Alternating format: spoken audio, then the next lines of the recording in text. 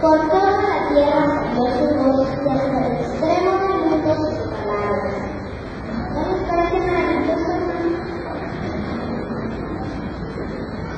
¿Cuántos hermanos que los están aquí hemos estudiado la voz de Dios?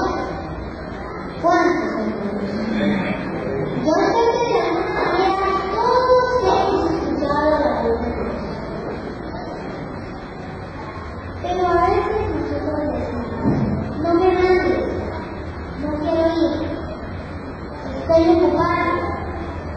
Y ponemos miles de excusas que a Dios le provocan no decir, no, voy a tener esta persona.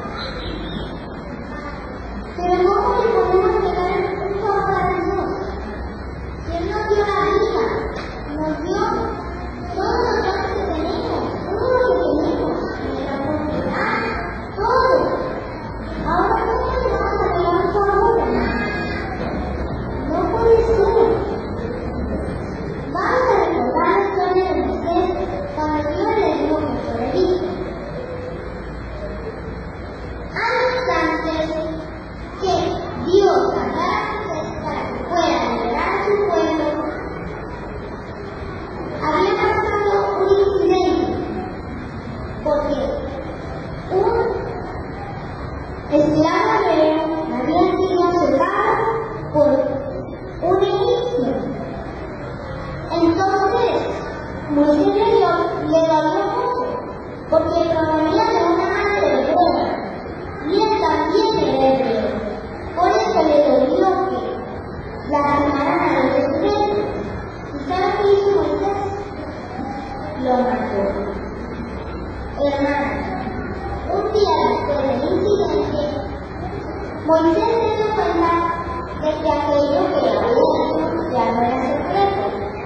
Entonces decidió huir de Egipto y pasó los próximos 40 años cuidando ovejas.